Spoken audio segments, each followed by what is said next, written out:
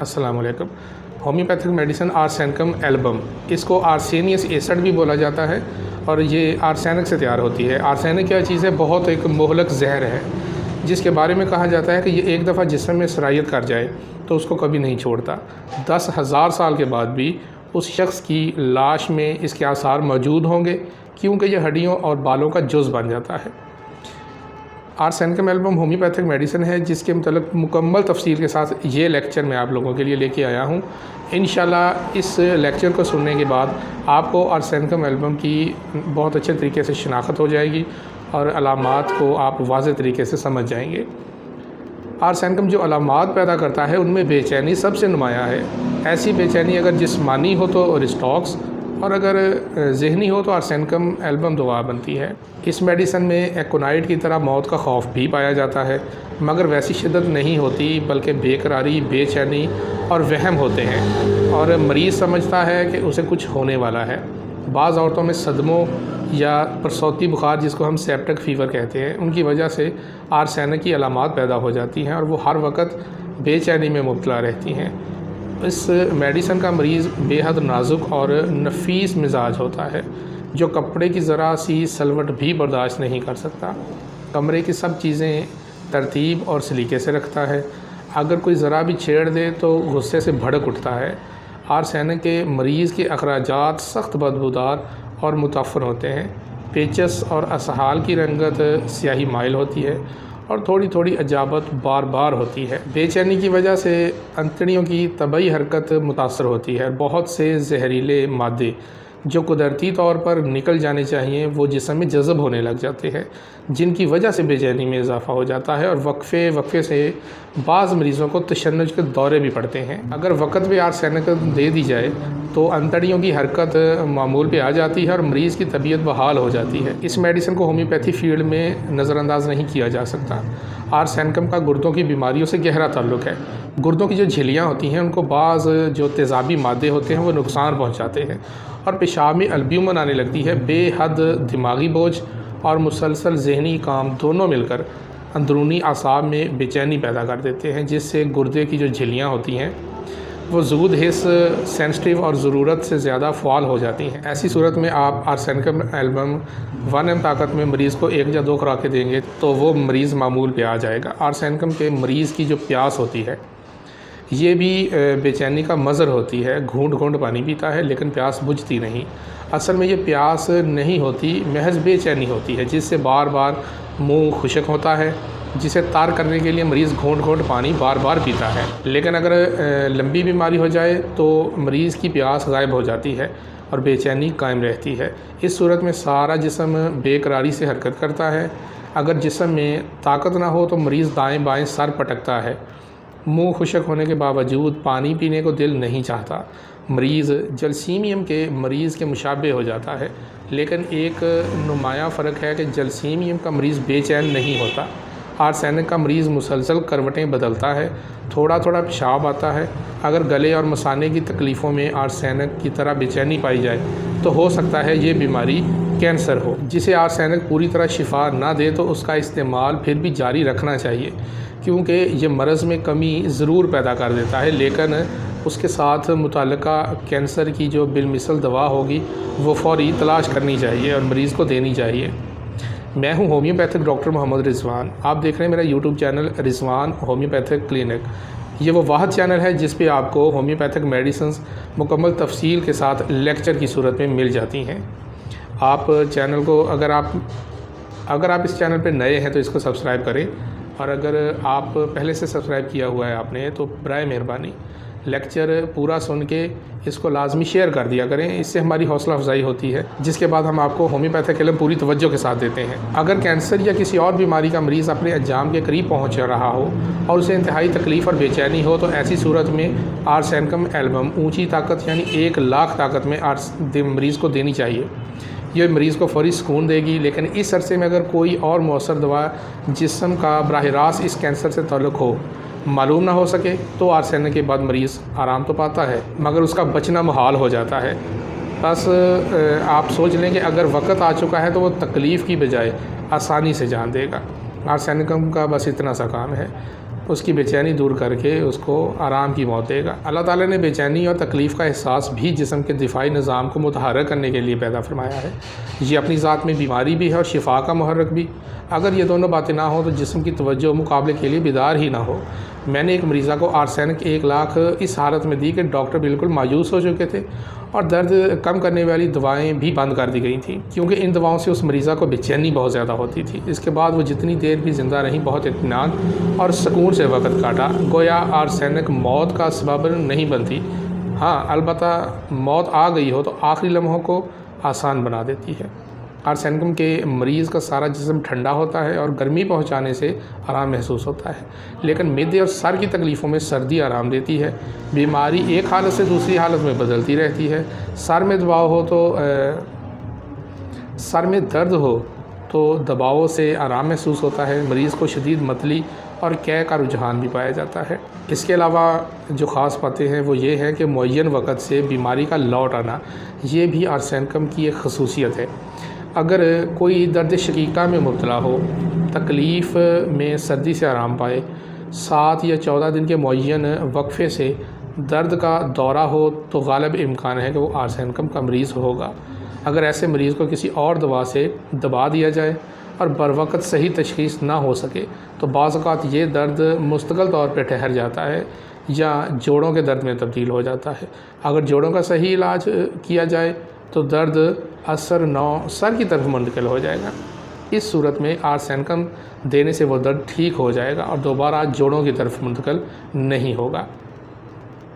بعض اوقات عورتوں کے رحم کی بیماریاں ذہنی بیماریوں میں تبدیل ہو جاتی ہیں۔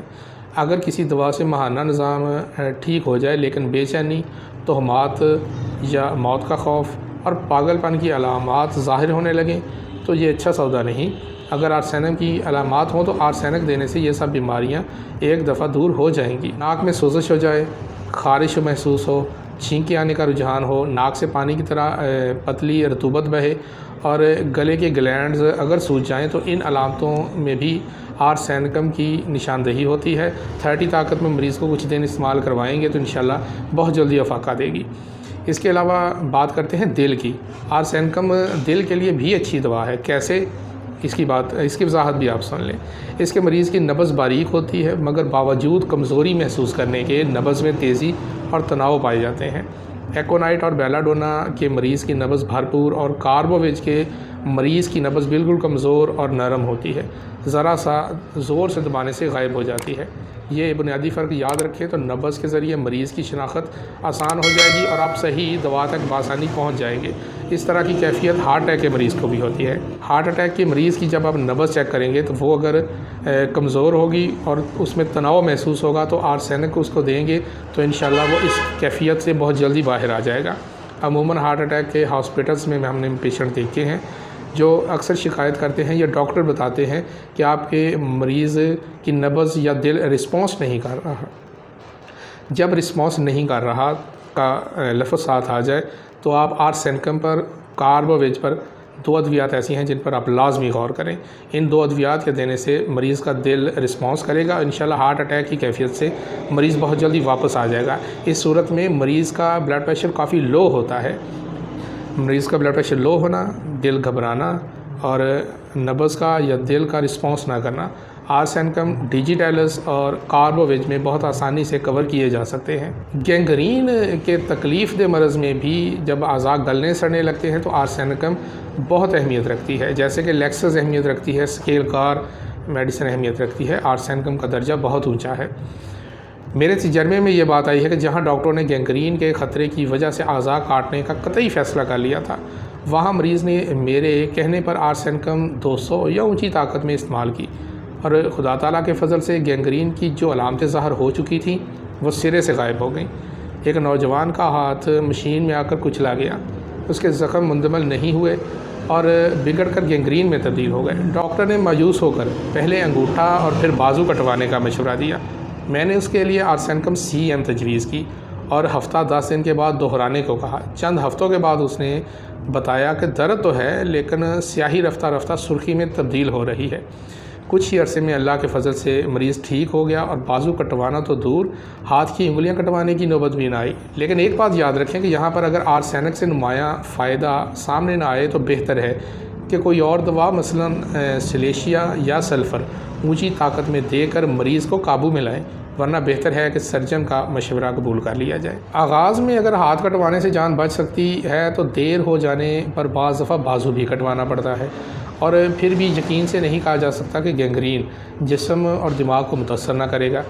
عام ناسوروں میں جو گہرے ہوں اور ہڈی کو بھی کھا رہے ہوں تو آرسینکم سے زیادہ کالی آیوڈائڈ یا آرسینکم آیوڈائڈ بہترین کام کرتی ہیں۔ آرسینکم کی جو بیماریاں ہوتی ہیں یہ دن یا رات کو 12 بجے کے بعد شدید ہو جاتی ہیں، یہ ٹائمنگ یاد رکھیں۔ رات کو مرض میں اضافہ ہو جاتا ہے اور مریض خوف محسوس کرتا ہے اور اکیلا رہنا پسند نہیں کرتا۔ تکلیف بہت بڑھ جائے تو کسی کی موجودگی بھی فائدہ نہیں دیتی۔ آرسینکم کے مریض کے جسم میں جگہ جگہ سوزش کی علامات ملتی ہیں، خواہ وہ بیرونی ہو یا اندرونی۔ آنکھ میں بھی آرسینکم کے مریض کی سوزش بہت نمایاں ہوتی ہے اور ساری آنکھ پر اثر انداز ہوتی ہے، لیکن کالی کار میں یہ سوزش اوپر کے چھپر تک محدود ہوتی ہے۔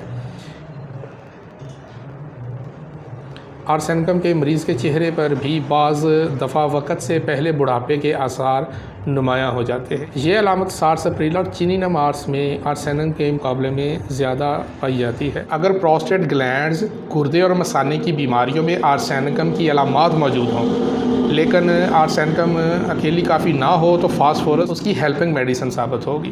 دونوں کو یکے بعد دیگرے دینا میرے تجربے کے مطابق بہت مفید ہے۔ آرسینکم کے مریض کی بے چینی بعض دفعہ پاگل پن میں تبدیل ہو جاتی ہے، خودکشی کا رجحان پیدا ہو جاتا ہے اور مریض اس وہم میں مبتلا ہو جاتا ہے کہ میری بخشش کے دن گزر چکے ہیں۔ اس طرح کی ذہنی کیفیت میں آرسینکم ایلبم بہترین کام کرتی ہے۔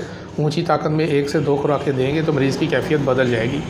اس کے علاوہ ایسی مریضہ کی جس کی ماہواری کا علاج کیا جائے، جس کا زیادہ خون آتا ہو تو اس کی بیماری بظاہر دب جاتی ہے مگر رحم کے اندر سڑاند یا سڑاؤ کے آثار پیدا ہو جاتے ہیں اور مستقل طور پہ بدبودار لیسدار مادہ یا خون کے لوتھڑے نکلنے لگتے ہیں۔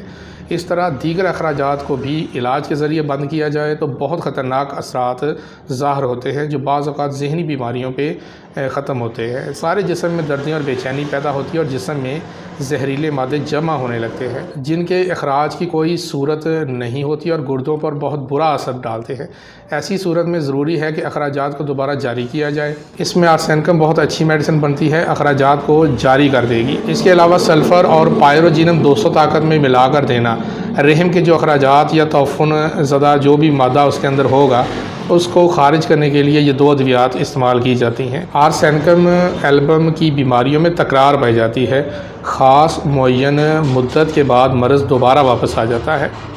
4 دن، 7 دن یا 14 دن کے بعد خاص وقفوں میں مرض اپنے آپ کو دہراتا ہے، لیکن ان کے علاوہ بعض ایسے امراض جو بار بار پلٹ آئیں جیسے ملیریا، اس میں آرسینکم بہت مفید ثابت ہوتی ہے۔ ملیریا کی روک تھام کے لیے بہترین میڈیسن ہے، لیکن اسے اونچی طاقت میں مثلاً 1 m طاقت وغیرہ میں یا C m طاقت میں بخار کی علامتیں ظاہر ہونے سے پہلے دے دی جائے تو اس کی روک تھام کرتی ہے، بخار نہیں ہوگا۔ بخار کے دوران یہ نہیں دینی چاہیے۔ ہاں، اگر بخار کی علامتیں آرسینک کا مطالبہ کریں تو بخار کے حملوں کے درمیان جب پہلے بخار کا زور ٹوٹ چکا ہو یا ٹوٹ رہا ہو تو اس وقت آرسینک بے دھڑک دی جا سکتی ہے۔ اس کے علاوہ یاد رکھیں کہ خشک دمے میں، جیسے کہ میں نے پہلے بھی بتایا ہے، آرسینکم اچھا کام کرتی ہے اور اس دمے میں بھی اچھا کام کرتی ہے جس کا تعلق دل کی کمزوری سے ہو۔ دل کی بیماریوں سے آرسینک کا ایک گہرا تعلق ہے۔ مریض کے لیے چلنا یا خصوصاً بلندی پہ چڑھنا بہت مشکل ہوتا ہے، چڑھتے وقت بہت تکلیف ہوتی ہے، جلدی جلدی سانس پھولنے لگتا ہے، اور اسی طرح ہوائی جہاز کا سفر بھی ایسے مریض کے لیے خطرناک نہیں تو مشکل ضرور ہوتا ہے۔ اگر مریض کو سفر سے پہلے آرسینکم بار بار کھلایا جائے اور سفر کے دوران بھی استعمال کے لیے دیا جائے تو حیرت انگیز فائدہ ہوتا ہے۔ اس کے علاوہ یاد رکھیں کہ پریگننسی کے بعد بعض اوقات پیشاب بند ہو جاتا ہے۔ اس میں اگرچہ کاسٹیکم اولین دوا ہے لیکن اس کی ناکامی کی صورت میں آرسینکم کو موقع دینا چاہیے۔ گلا بیٹھنے میں بھی آرسینکم مفید ہے۔ کانوں کے اندر جلن اور دکھن کا احساس ہو، بدبودار مواد خارج ہو جس سے خراش پیدا ہوتی ہو، ناک میں جلن ہو، آنکھوں میں جلن ہو یا خراش پیدا کرنے والا پانی بہتا ہو تو آرسینکم سے فائدہ ہوتا ہے۔ آرسینکم کی کچھ مددگار یا ہیلپنگ میڈیسنز ہوتی ہیں جیسے ریسٹاکس ہے، کاربوویج ہے، فاسفورس اور تھوجا ہوتی ہے، لیکن اس کا اثر ختم کرنے کے لیے اوپیم، کاربویٹ، چائنا، ہیپرسلف اور نکسوامی کا استعمال ہوتی ہیں۔ آرسینکم میڈیسن کی ڈوز یا پوٹینسی دینے کی اگر ہم بات کریں تو آپ اس کی سب سے پہلے مریض کو 30 طاقت میں یہ میڈیسن استعمال کروائیں۔ بازار سے 30 طاقت کی میڈیسن لے کے آئیں اور ایک گھونٹ پانی کے اندر تقریباً 8 سے 10 قطرے آپ بالغ مریض کو دیں اور بچوں کو 2 سے 4 قطرے استعمال کروائیں۔ صبح دوپہر شام آپ دے سکتے ہیں۔ مرض کی کیفیت کے حساب سے اس کی پوٹینسی ہائی کر سکتے ہیں اور کیفیت کے لحاظ سے اس کی پوٹینسی کو آپ بار بار بھی دہرا سکتے ہیں۔ آرسینکم کی وہ علامات جو سب سے نمایاں ہیں ان میں تشویش، بے سکونی، تکالیف کا سردی سے بڑھنا، صبح 1 بجے سے 2 بجے اور دوپہر 1 بجے سے 2 بجے کے درمیان تکالیف کا بڑھنا، پیاس کے ساتھ گھونٹ گھونٹ پانی پینا، تکالیف کا مقررہ وقت پہ آنا، یہ خاص طور پر نوٹ کرنے والی بات ہے۔ اس کے علاوہ آرسینکم ایلبم کی پیتھولوجی کے وقوع پذیر ہونے کے پیچھے اہم بات عدم تحفظ ہوتا ہے۔ اس دوا کا عدم تحفظ کا احساس اسے دوسرے لوگوں پر انحصار کرنے پہ مجبور کرتا ہے۔ کینٹ کی رپورٹری میں آرسینکم ایلبم کے متعلق لکھا ہے کہ وہ محفل میں بیٹھنا پسند کرتا ہے، علامات کے تحت لکھی گئی ہے، لیکن اصل حقیقت یہ ہے کہ آرسینکم ایلبم میں یہ علامت ڈیزائر فار کمپنی سے بڑھ کے ہے۔ غور کیا جائے تو مریض حقیقتاً اس بات کا ضرورت مند ہوتا ہے کہ کوئی دوسرا شخص اس کے پاس ہو۔ اس دوا کا مریض اپنے گرد لوگوں کو اس لیے موجود رکھنا چاہتا ہے تاکہ اسے اپنی صحت کے متعلق عدم تحفظ سے چھٹکارا ملا رہے اور وہ نہ ختم ہوتے ہوئی جو اس کی تنہائی کا خوف ہے اس سے نجات حاصل کرتا رہے۔ اس دوا میں دوسرے لوگوں کی ضرورت مریض کو اس لیے نہیں ہوتی کہ وہ ان سے باتیں اور تبادلہ خیال کر سکے، بلکہ وہ دوسرے لوگوں کو اپنے پاس اس لیے رکھتا ہے تاکہ اسے یقین رہے کہ کوئی دوسرا اس کی مدد کے لیے موجود ہے۔ اس مریض یا اس دوا کا جو مریض ہوتا ہے کچھ لوگوں کے محرکات کی بنا پہ تعلقات بناتا ہے، اس لیے اس دوا کا مریض صرف اسی صورت میں دوسرے کی کچھ مدد کرے گا جب اسے اپنا بہت زیادہ فائدہ نظر آ رہا ہوگا۔ اس لحاظ سے کہا جاتا ہے کہ آرسینکم ایلبم خود غرض لوگوں کی میڈیسن ہے۔ مریض اپنے نظریے کے مطابق خود بخود دنیا میں رونما ہونے والے واقعات کا اندازہ لگاتا ہے۔ جب کوئی واقعہ کسی دوسرے سے پیش آتا ہے تو اس دوا کا مریض سب سے پہلے یہ سوچتا ہے کہ اس واقعے کا اثر میری ذات پر کیا پڑے گا۔ مثال کے طور پہ کار کا حادثہ ہو جاتا ہے، ایسی صورت میں فاسفورس کے مریض کا دل فوراً پسیج جائے گا اور وہ خود کو حادثہ پیش آنے والے شخص کی جگہ رکھ کر سوچے گا اور اس کی مدد کرے گا۔ لیکن آرسینکم ایلبم کا مریض صرف اپنے متعلق سوچے گا کہ اگر یہ واقعہ اس کو پیش آ جائے تو وہ اس حادثے سے کیسے بچ سکے گا۔ وہ دوسرے شخص کے لیے نہیں بلکہ اپنے تحفظ کے لیے سوچے گا۔ اس دوا کا مریض دوسروں کو اپنے زیر تسلط رکھنا چاہتا ہے۔ ہومیوپیتھی میں ہم ادویات کو مثبت خاصیتوں کی وجہ سے نہیں بلکہ منفی خاصیتوں کی وجہ سے اور مرضیاتی تبدیلیوں کی صلاحیتوں کی وجہ سے بھی منتخب کرتے ہیں۔ اگر کوئی شخص عام زندگی میں صفائی پسند اور سلیقہ شعار ہوگا تو اس کی اس خاصیت کی وجہ سے ہم آرسینک کا انتخاب نہیں کریں گے، بلکہ اگر اسے صفائی ستھرائی اور چیزوں کو بار بار ترتیب دینے کا خبت ہوگا تو اس علامت پر دوا تجویز کی جائے گی، کیونکہ اس صورت میں مریض بلا وجہ اپنی طاقت فضول کی صفائی اور چیزوں کو بار بار درست کرنے میں صرف کرتا ہے۔ دراصل یہی آرسینکم کی نفاست پسندی ہے۔ ہر ڈاکٹر کو یہ بات سمجھ لینا بہت ضروری ہے۔ اس دوا کے ابتدائی درجے میں ہمیں جسمانی علامات زیادہ ملیں گی جبکہ ذہنی علامات کم ہوں گی، خاص طور پر جسمانی علامات جیسا کہ جلندار درد، کپ کپی یا سردی سے علامات کا بڑھنا، سردی کی تکلیف کا تیزی سے وقفوں کے بعد لوٹنا، گھونٹ گھونٹ پانی کی پیاس اور مخصوص اوقات میں کمی بیشی بنیادی علامات ہوں گی لیکن جو ہمیں بہت شروع میں ملیں گی، اور انہی علامات کو مد نظر رکھ کر ہم اپنا کام کر سکیں گے۔ لیکن مزید سوالات کرنے پر ہم مریض کی نفاست پسندی، کنجوسی اور کسی مخصوص درجے تک عدم تحفظ کے متعلق علامات بھی حاصل کر سکتے ہیں۔ مجھے امید ہے کہ آپ لوگوں کو آرسینکم ایلبم میڈیسن کی سمجھ آ رہی ہوگی۔ یہ بہت اچھی میڈیسن ہے۔ ہومیوپیتھک میں بہت سے امراض میں اس کو نظر انداز کیا جا رہا ہے، لیکن اس لیکچر کو سننے کے بعد آپ آرسینکم ایلبم کو بہت اچھے طریقے سے سمجھ جائیں گے۔ پھر بھی آپ کا کوئی سوال ہو آپ مجھے کمنٹس باکس میں کمنٹس کر سکتے ہیں، میں انشاءاللہ آپ کو پوری رہنمائی دینے کی کوشش کروں گا۔ آپ لوگوں سے صرف ایک ریکویسٹ ہے، اگر آپ میرے چینل پر نئے ہیں تو سبسکرائب کر دیں اور اس ویڈیو کو لازمی لائک کرنے کے بعد شیئر کر دیا کریں، جس سے ہمیں حوصلہ افزائی ہوتی ہے اور ہم مزید انرجی کے ساتھ آپ لوگوں کے لیے اس طرح کی معلوماتی ویڈیوز بنانے میں کامیاب ہوتے ہیں۔ امید ہے آپ لوگ میرا ساتھ دیں گے۔ بہت شکریہ۔